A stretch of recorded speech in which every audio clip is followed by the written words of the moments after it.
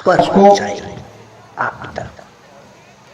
जो दिशा देने की बात चल रही है, वास्तव में वो हम सबके लिए लाभ की बात है। और ये जो समाज है, ये जिसको कहते हैं कि धरती का पूजक है, प्रकृति पूजक है, और हजारों साल से समाज जिनने धरती को माता माना है, वृक्ष को पूजा है, जहां पर हमारे रीति रिवाज में कोई अगर पूजा अर्चना होती है तो सबसे पहले हम पूजा करते हैं। और इसलिए हम दावे के साथ कह सकते हैं कि हम जिस समाज के रहने वाले हैं वो सनातन धर्म है, वो हिंदू समाज का धर्म है। और आज मुझे बड़ा संत के सामने मुझे बोलना, मैं बहुत छोटा सा कार्य करता हूं, पर मैं ये तौहीन करने की कोशिश कर रहा हूं। पर मैं सम्मानीय बाबा जी से भी निवेदन करूंगा कि मेरे बोलने में कोई त्रुटि हो तो मुझे माफ करना, क्योंकि मैं समाज का एक छोटा सा अंग हूं और समाज की बहुत सारी कुरीतियों की यहां पर बात चल रही है। और जिस प्रकार से प्रताप भाई ने बातें यहां बताई, और वास्तव में बहुत विस्तार रूप से इस बात को रखा उन्होंने कि दहेज वाले विषय पर बात चल रही थी, क्योंकि हम समाज के सामान्य लोगों के साथ भी रहते हैं, और जब उनके साथ रहते हैं तो अवसर आता है बात करने का। तो वो कहते हैं कि आपके समाज में इस प्रकार की कौन सी रीति है कि जहां पर बेटी का विवाह किया जाता है या बेटी को उसके ससुराल में सौंपा जाता है तो उसके बदले में धन लेते हैं। तो समाज के प्रमुख लोगों के बीच में जब बात आती तो हमें भी मन में कहीं कहीं सर हमारा झुकाना पड़ता है। ये वास्तव में बहुत सोचने की बात है। और आज हमारे समाज के सब पटेल लोग भी यहां पर हैं और एक शुरुआत हो रही है अच्छे काम की, कि जहां पर हम बेटी को मां का रूप भी देखते हैं, जहां बेटी को हम बहन का रूप भी देखते हैं, जहां बेटी को हम हमारे आने वाले पीढ़ी के उजागर के रूप में जन्मदाता भी मानते हैं। इस प्रकार की बेटियां, इस प्रकार की बहन, इस प्रकार की मां को हम इस प्रकार से अगर दहेज के काम से अगर हम उसके बदले कुछ उसका मूल्य लेंगे तो उसका मूल्य कोई हमारे काम का नहीं रहेगा। और आज हम सब लोगों ने शुरुआत करना चाहिए कि जिस प्रकार से इस भारत को दिशा देने का काम हम लोगों ने किया, जिस प्रकार से इस विश्व को धर्म की संस्कृति को जोड़ने का काम हमने किया, क्योंकि इस जनजाति समाज का बहुत गौरवशाली इतिहास रहा है। आज से नहीं, हजारों साल पहले से इस धरती पर अगर जन्म लेने वाला कोई समाज था तो वो जनजाति समाज था, वो आदिवासी समाज था। और इसलिए पुराने इतिहासों की हम कल्पना करें तो ध्यान में आता है, माताओं के रूप की अगर बात करते हैं तो रानी दुर्गावती का नाम याद आता है, रानी गाड़गियों का नाम याद आता है, टंटे मामा भील का हम नाम याद करें, भीमा नायक का नाम याद हम करें, तो ये इनने जितनी भी लड़ाइयां अलग लड़ी हैं तो इन्होंने मुगलों से लड़ाई लड़ी है, अंग्रेजों से लड़ाई लड़ी है। और इसमें से एक भी क्रांतिकारी ऐसा नहीं हुआ जिन्होंने स्वयं के लिए लड़ाई लड़ी है। इन्होंने अगर लड़ाई लड़ी है तो देश के लिए लड़ाई लड़ी है, समाज के लिए लड़ाई लड़ी है। ये हमारा इतिहास है। और इसलिए इतिहास की हमको सबको कल्पना होना चाहिए। जहां पर महिलाओं के क्षेत्र में रानी दुर्गावती का नाम लेते हैं, मंडला की रहने वाली थी, अंग्रेजों से मुंह तोड़ जवाब दिया उन्होंने कि संत जी हमारे मंच पर हैं, उनका संदेश आप सब लोगों ने सुना है। हम उनकी वाणी से हमने बहुत सारी बातें हमने ग्रहण करने की कोशिश करी है और हमने यहां से कुछ न कुछ संकल्प लेके जाना चाहिए। आज हमारा समाज का चित्रण पहले फोटो पे, सरकारी विज्ञापनों पे, लंगोट में दिया जाता था, पर आज से 20 साल बाद हमारे समाज की परिस्थिति बदली है और हमारा समाज का जो करता धरता है आज वो पूरे वेशभूषा के साथ में खड़ा है, जिसकी पहचान होती है कि जनजाति समाज का है, जिसको पहचान हमारे पूर्व के लोगों ने हमको कम कपड़ों के रूप में ताका गया था, पर आज हमारा समाज सम्मान के साथ खड़ा है और सम्मान के साथ जीवन यापन कर रहा है। इसलिए समाज में कई प्रकार की कुरीतियां हैं। मैं बात करना चाह रहा हूं समाज के बहुत सारी चीजों की। हमारा समाज जन्मों से इस धर्म के बारे में ग्रहण करता है और इसलिए हम प्रकृति पूजक होने के साथ में, मूर्ति पूजक होने के साथ में इस देश के मूल निवासी हैं और इस देश के कर्मवीर होने के साथ में, देश की प्रकृति के साथ में हम जीवन यापन करें। एकत्रित हुए हैं माननीय हमारे संत जी भी इस संदेश को लेकर आए हैं और मुझे भी इस बात की खुशी है कि हमारे से जो सामान्य समाज का समाज है वो इस बात से दुखी है कि आदिवासी समाज में इस प्रकार के बच्चियों को उसके देने के बदले धन लेने का जो काम है वो वास्तव में उनके मन में बड़ी पीड़ा होती है। यह मन की पीड़ा हम सबकी भी है और हमारे समाज के कई प्रमुख लोगों के मन के बीच की भी ये पीड़ा है। ये कह नहीं पाते पर कहते हैं कि ये जो रीति है ये हजारों साल से चली आ रही है, इसलिए हम इस बात को मान रहे हैं। पर परिस्थितियां थोड़ी बदली है, रीति हमारी पुरानी जरूर है पर कहेंगे समाज में सुधार लाने के लिए हमको भी इस प्रकार के संशोधन हम सबको करना चाहिए। मैं आप चैतन्य बाबा के द्वारा दिए गए निर्देशों पर और समाज में जो अच्छा सुधार हो सकता है उसके हम सबको प्रयास करना चाहिए। यहाँ पर गांव के पटेल भी हैं, वो गांव के मुखिया भी हैं, गांव के प्रमुख भी हैं।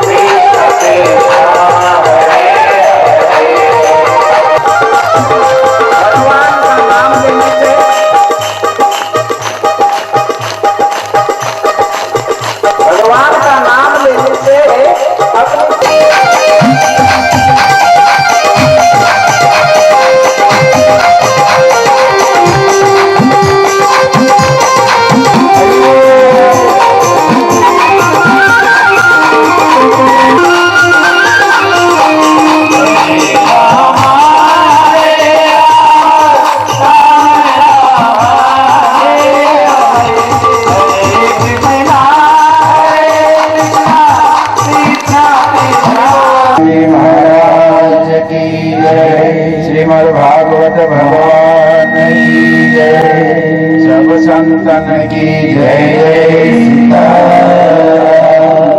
ओम नमः पार्वती पते। गजेंद्र सिंह भाई पटेल, 5 घंटे खत्म हो जाएंगे और आप जिस लिए आए हो वो नहीं मिलेगा। मैं जान रहा था, मैं सभी के भाव देख रहा था कि कोई सोच रहा था मन में, अरे मैं तो बड़ा छोटा आदमी, कैसे जाऊं बाबा के पास, मैं पहुंच नहीं सकता। कोई बहन सोच रही है तो मैं बहन हूं तो मैं कैसे जाऊं व्यासपीठ पर। लेकिन चिंता की कोई बात नहीं है। आप में और मेरे में वही कृष्ण बैठा है, वही सदगुरु बैठा है। आप सब लोग मेरी सेवा करें, हार से स्वागत करें, अथवा मैं आप सबका कर लूं, तो बात एक ही है, दूजी नहीं है। तो इसके लिए आप सभी मान्यवर पटेल और सभी भाई बहन, सभी संत महापुरुष आश्रम के सभी का मैं हृदयपूर्वक आपके सबके गले में हार पहनाता हूं। स्वागत बिल्कुल स्वीकार कर लीजिए।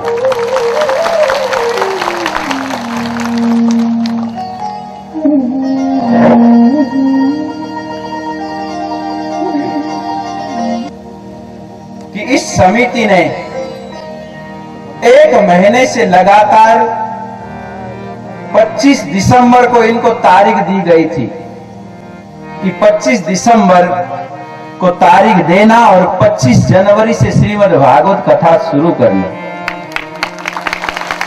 1 महीने के अंतराल में ये समिति बड़ी दिल जान से, तन मन और धन से मेरे सारे आदर्श आदिवासी बंधुओं ने, इस चेतन साधक परिवार के बंधु और बहनों ने ये निरंजन स्थान में ये इतना सुंदर कार्यक्रम जो हरि कथा है, जिसका यहां पर प्रागट्यकरण किया। मेरे भाई बहन, गंगा तो भगवान शिव जी के जटा से निकली, तो जब भगवान ने 6 महीने तक गंगा जी को अपने जटा में बांध के रख दिया, गंगा जी को, क्योंकि गंगा जी को थोड़ा अहंकार था। लेकिन जब प्रार्थना की भागीरथ ने, तो जब अपने सिर से गंगा निकली और वो ऋषिकेश से बाहर होते हुए हिमालय से गंगा सागर में जाके मिल गई कपिल मुनि के आश्रम में, जो राजा सगर के 60,000 पुत्र जल के भस्म हो गए। उसके लिए महाराज भगीरथ ने एक गंगा धरा पर लाई। लेकिन उस श्री भागीरथ 60,000 पुत्र का उद्धार हुआ। लेकिन आज जो मेरे गुरुदेव ने एक स्वप्न रखा था कि इन आदिवासियों के बीच जाकर, 2012 में भी एक प्रोग्राम हुआ 3 दिन का, इन आदिवासियों के बीच जाकर कृष्ण गंगा को प्रकट करना। मेरे भाई बहन, बड़े को तो सब कोई गले लगाता है, लेकिन जो छोटे को गले लगाता है वो महान होता है। तो इसके लिए ऐसे क्षेत्र में इस समिति ने मेहनत करके श्रीमद् भागवत ये कृष्ण गंगा को प्रकट किया, और उस कृष्ण गंगा का पान, उस कृष्ण गंगा में डुबकी आप 6 दिन से लगा रहे हो। बहुत भाग्यशाली हो आप। मेरे भाई बहन, शास्त्र में आता है कि 7 जन्म के पुण्य उदय हो, 7 जन्म के, तब मनुष्य के भीतर केवल सत्संग में जाने की, कथा में जाने की इच्छा मात्र प्रकट होती है, केवल इच्छा। 7 जन्म का पुण्य उदय हो तो केवल इच्छा प्रकट होती है, वो उसको सत्संग नहीं मिलता। लेकिन उसके पुण्य यदि है तो उसके अंदर एक अंकुर फूटता है कि चलो कथा चल रही है, जाऊं, केवल भाव। लेकिन वो भी पुण्य कुछ कम पड़ जाते हैं मनुष्य के। जब 14 जन्म का पुण्य हो तो वो घर से सत्संग के लिए चल देता है, कथा के लिए। कथा के लिए वो अपने घर से कथा के लिए चल पड़ता है। मगर फिर भी पुण्य कम पड़ते हैं। रास्ते में फोन आ गया या कोई समाचार आ गया कि आपके घर में ऐसा हो गया, अथवा तो आपके मित्र का ऐसा हो गया, अथवा तो आपको ऐसे काम में जाना है, तो वो वहां से लौट जाता है, वहां से वो लौट जाता है। क्यों? कि अभी भी उसके पुण्य पूरे नहीं हुए कथा सुनने के लिए, कथा में प्रवेश करने के लिए। लेकिन मेरे भाई बहन, जब 21 जन्म के पुण्य उदय हो जाए इस जीव के, तो उसको इस वैकुंठ में प्रवेश मिलता है। ये वैकुंठ है, ये भगवान का क्षीर सागर है। यहां पर वैकुंठ नाथ की श्री हरि कथा चल रही। जब 21 जन्म का पुण्य उदय हो तब ये जीव इस पांडाल के भीतर आके बैठ के हरि कथा सुनता है। तो मेरे भाई बहन, आप बहुत भाग्यशाली हो।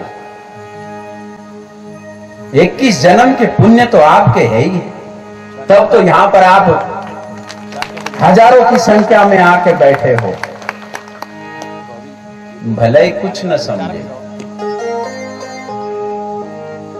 कहीं बहन लोगों को हिंदी भी नहीं समझती है हमारे आदर्श आदिवासी लोग, लेकिन फिर भी ये हिंदुस्तान में जन्म लिया है ना, इसलिए संस्कार जन्म लेते से ही है कि चलो भागवत कथा हो रही है, आज बाबा जी आने वाले। समझे न समझे मेरे भाई बहन, लेकिन जीव केवल यहां आके बैठ जाए और भगवत कथा की वाणी यदि कानों को टकरा के चली जाए तो भी पुण्य है। तो आपके पुण्य की सराहना कौन करे? आज आपके इस सुख को और इस आनंद को देख के स्वर्ग में देवता इंद्र भी लालायित है। ये आदर्श आदिवासी बंधु जो भगवान मालूम नहीं, भगवान का नाम नहीं मालूम, ये ऐसी ज्योत, ये चेतन साधक परिवार के संस्थापक मेरे गुरुदेव भगवान ने इन आदिवासियों के बीच रखा और उसको आप सब लोग आत्मसात कर रहे हो, इसलिए मेरी बहुत बहुत प्रसन्नता है। तो इसके लिए 21 जन्म का पुण्य उदय हो तो यहां पर प्रवेश मिलता है। ये श्री कृष्ण कथा सुनने को मिलती है।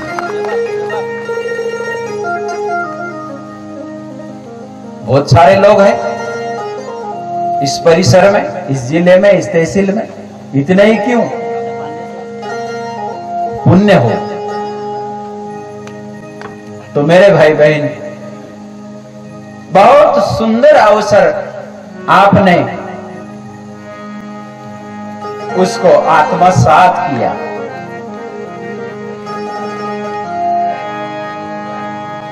जो गंगा किनारे रहते हैं ना, उसको गंगा जी का उतना महत्व नहीं, वो रोज जाके डुबकी नहीं लगाता।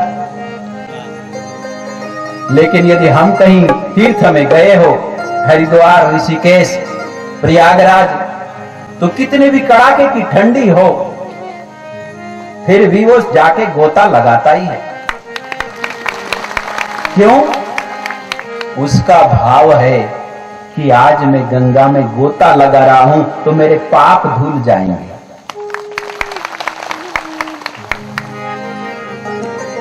भाव है। और ये गंगा किनारे रहने वाला उसका भाव नहीं है।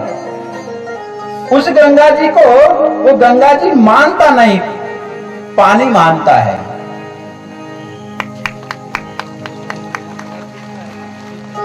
मानो तो मैं गंगा मां हूं, ना मानो तो बहता पानी। हमारा भाव है। और इस अध्यात्म क्षेत्र में भाव ही मुख्य है। इसके लिए जो दूर से जाता है वो गंगा में स्नान करता है तो वो पुण्य का भागीदारी है, उसके पाप धुलते हैं। और एक गंगा किनारे बैठा है वो गंगा को मां नहीं मानता, बहता पानी मानता। तो कभी कभी जो किनारे पर बैठने वाला आदमी है वो सूखा रहता है और कभी कभी दूर वाला रहता है वो भीग जाता है। जैसे सूर्य भगवान सुबह सुबह उदित हो तो उसको जब सुबह सुबह का सुनहरा समय हो और लालिमा छाई हो तो वो सूर्य को हम सुबह जल चढ़ाते हैं। उस समय उसका पूर्ण रूप से हम दर्शन कर सकते हैं। लेकिन जब वो सूर्य नारायण सिर पर आ जाए तब यह दर्शन कर सकते हो। यदि उसको देखोगे तो आंखें चकाचौंध हो जाएगी। जो दूर वाले हैं वो मुझे बहुत अच्छी तरह से दिख रहा हूं उनको, लेकिन जो नजदीक बैठा है वो उसको ऐसा करना पड़ रहा है। तो कभी कभी नजदीक वाला भी दूर हो जाता है और दूर वाला नजदीक हो जाता है। तो जो ये हमारे शास्त्र है, जो हमारे संत है, जो भी जीव, जो भी साधक इस शास्त्र के पास जाएगा, संत के पास जाएगा, उसकी जीवन की कली खुल जाएगी। वो जीवन का रहस्य समझने लग जाएगा कि जीवन क्या है, मनुष्य जीवन क्या है, मानव क्या है, मानव धर्म, मनुष्य का धर्म क्या है।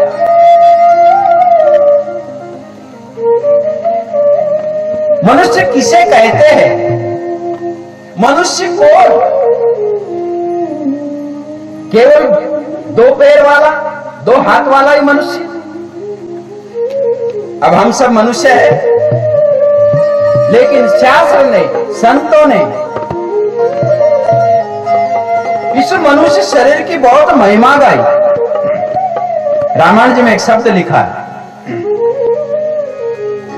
कि ये मनुष्य शरीर कितना बड़ा भागी है।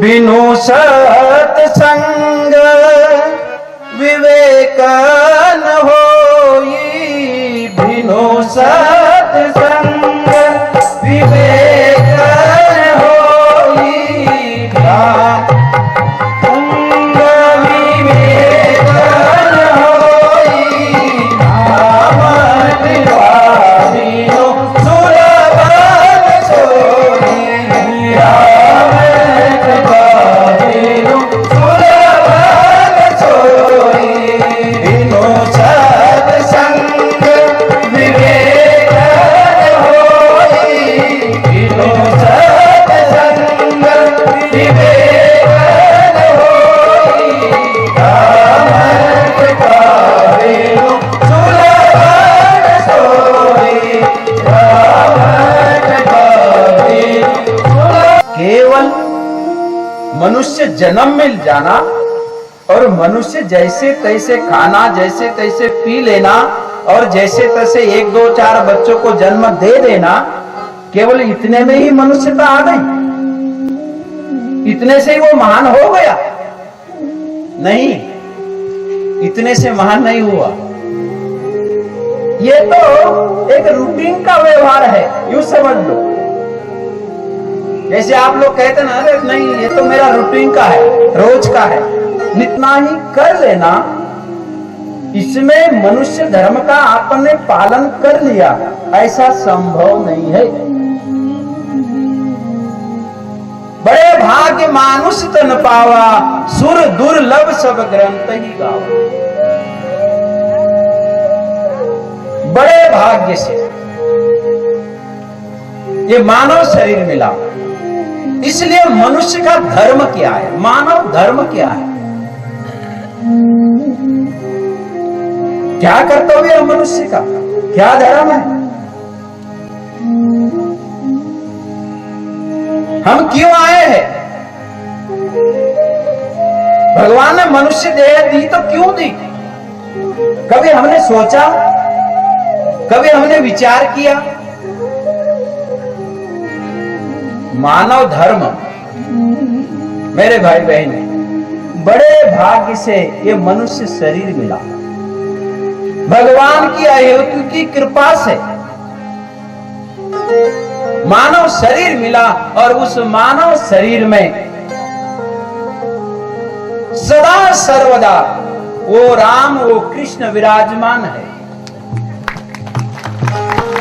और ऐसे राम और कृष्ण हमारे हिंदू धर्म के भगवान है। ऐसे भगवान को पाना है तो मनुष्य में मनुष्यता उतरनी चाहिए, मनुष्यता में मानव धर्म उतरना चाहिए।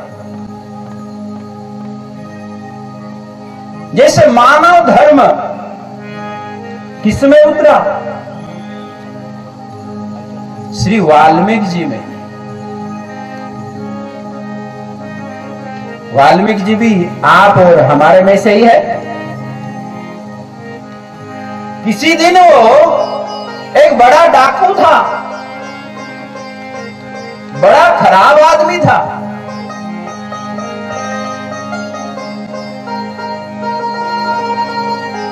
जानते हो ना सब लोग, वाल्या कोड़ी को जानते हो ना? क्या करता था वो? उसका नियम था कि जो भी रास्ते में मिल जाए उसको बिल्कुल पूरा लूट लेना, और लूट लेने के बाद भी क्या करता था, उसका मर्डर कर देता था, और मर्डर करके एक उंगली काटता और वो रांझन में डालता।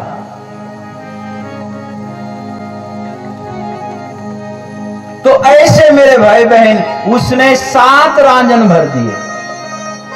उसको ये पता ही नहीं है कि मेरा मनुष्य शरीर है, मेरा मानव धर्म क्या है। कभी कभी हमको पता नहीं रहता है कि हम क्या करने जा रहे हैं, हम क्या कर रहे हैं। लेकिन जब मनुष्य के जीवन में, मानव के जीवन में कोई सद्गुरु आ जाए, जैसे ये वाल्मीकि, इसके जीवन में नारद आया, सद्गुरु आया।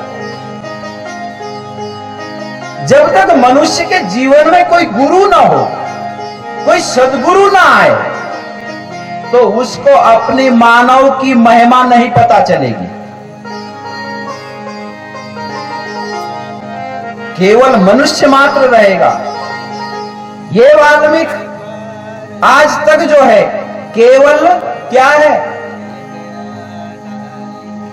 मनुष्य है, लेकिन दिखने का ढांचा मनुष्य है, लेकिन उसके कर्म जो है, कर्म इतने घृणित है महाराज, उसको पता नहीं कि वो ब्रह्म हत्या कर रहा है। एक आदमी को मार देना, मर्डर कर देना, वो ब्रह्म हत्या का जो पाप लगता है, कहीं जन्म तक उसको फेर नहीं सकता आदमी। तो इसने तो 7 रांझन भर दिए। लेकिन मैं आपसे प्रार्थना करूंगा, आपके हाथ से जो हुआ होगा, अब निराश मत होना। जैसे वाल्मीकि ऋषि निराश नहीं हुआ, नारद जी कहते हैं, रुक जा, मेरी बात सुन। सदगुरु में आदेश का आर्डर है। गुरु जो है ना, वो आदेश करता है। बोले रुक, बोले नहीं, मेरा काम है लूटना। बोले ठीक, मेरी बात सुन पहले। बोले क्या? तू ये क्या करने जा रहा है? ये तुझे पता है तू क्या कर रहा है? बोले बस लूटना और परिवार पालना।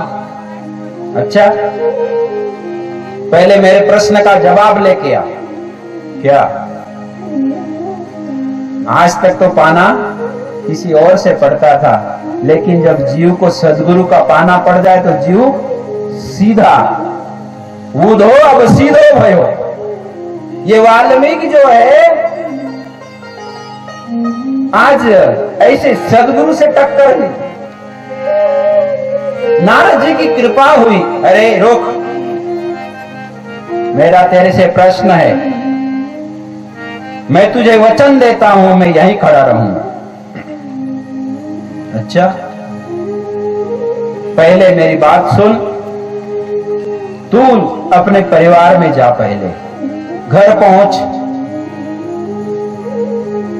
घर पहुंचने के बाद तेरे परिवार को बिठा और तेरे परिवार को पूछना कि मैं जो पाप करता हूं उसके इसमें हिस्सा आपका भी है, आप भागीदारी हो ना।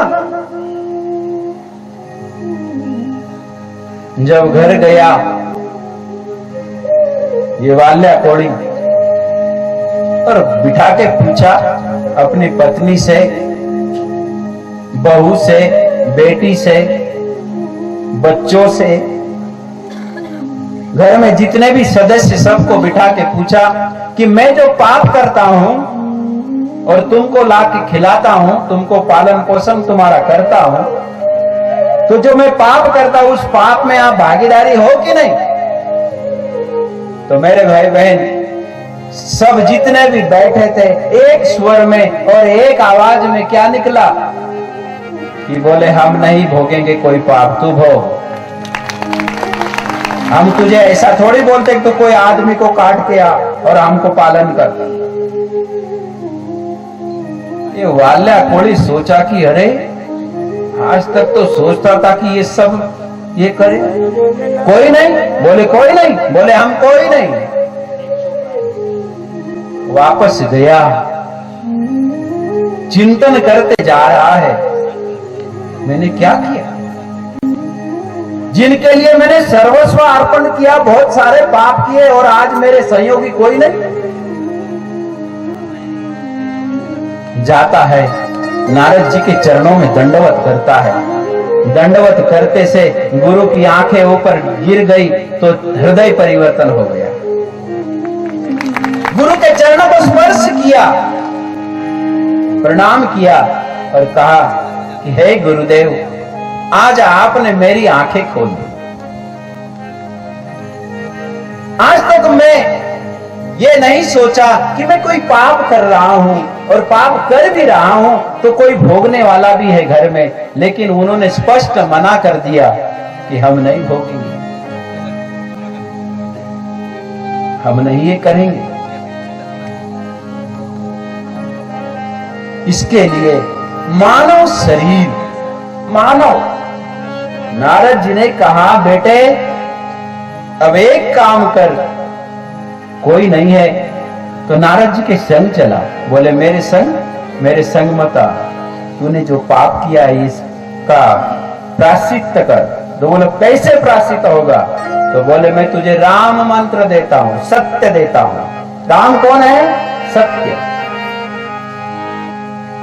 और तो इसको क्या करना?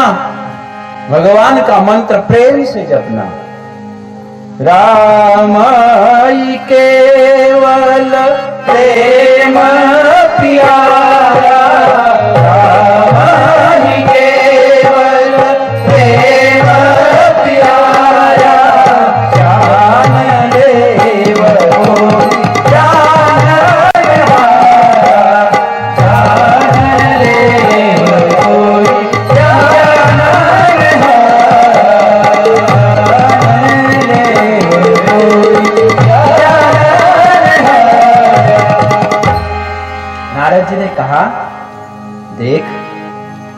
भगवान जो है ना केवल प्रेम के भूखे हैं। ठीक है, तेरी गलती हो गई, लेकिन अब मैं तुझे राम मंत्र की दीक्षा देता हूं।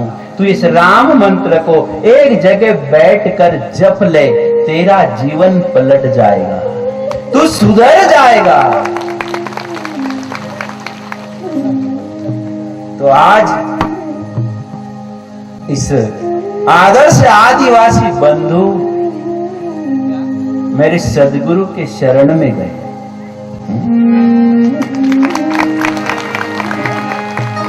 वाल्मीकि यति दीन दुखी था,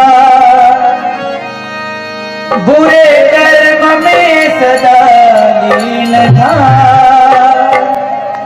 करी रामायण तैयार लेकर नाम तेरा, रामायण तैयार लेकर नाम तेरा, रामायण तैयार लेकर नाम तेरा, रामायण तैयार लेकर नाम तेरा। वाल्मीकि यति दीन दुखी था, दीन दुखी था, कर्म में सदा। मनुष्य के जितने मनुष्य के पाप ज्यादा,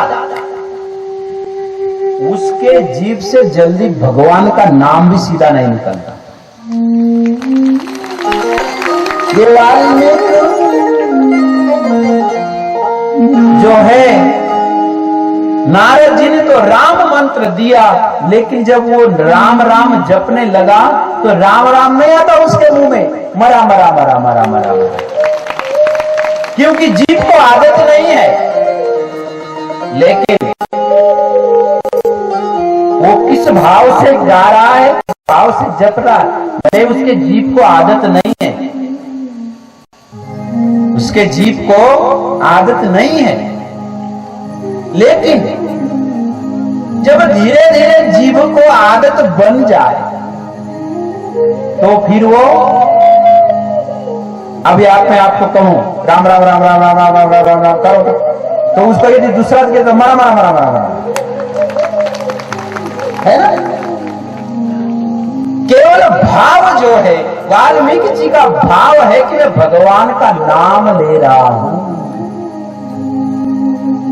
उल्टा नाम जपे जग जाना, उल्टा नाम जपे जग जाना,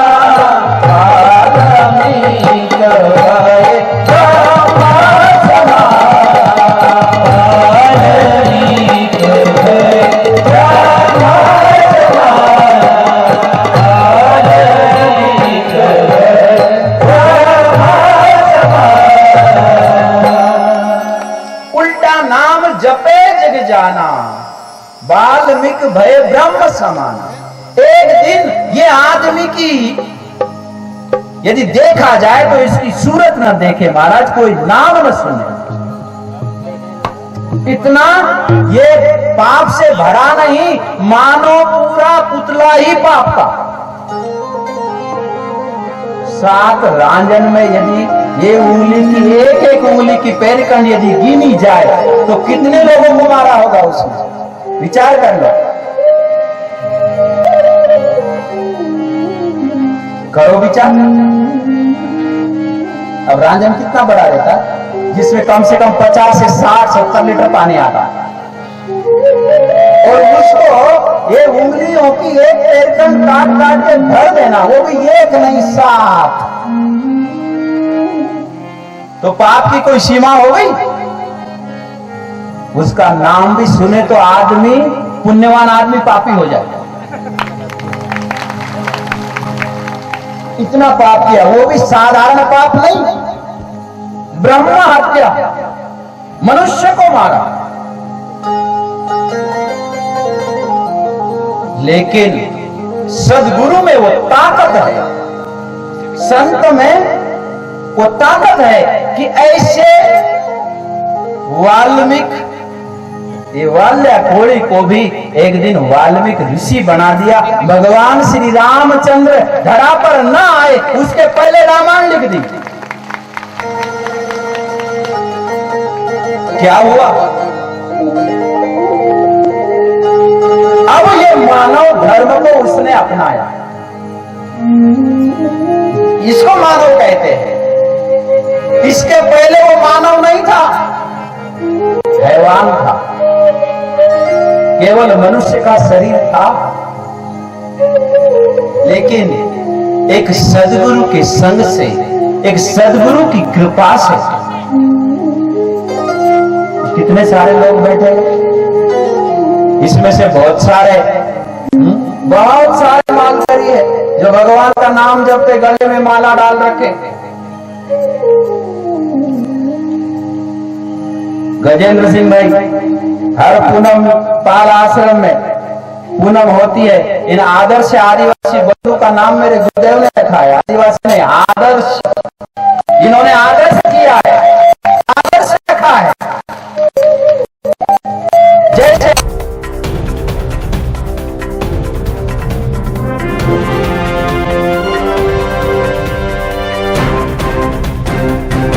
सच्चाई से गहराई तक खबर पहुंचाए आप तक।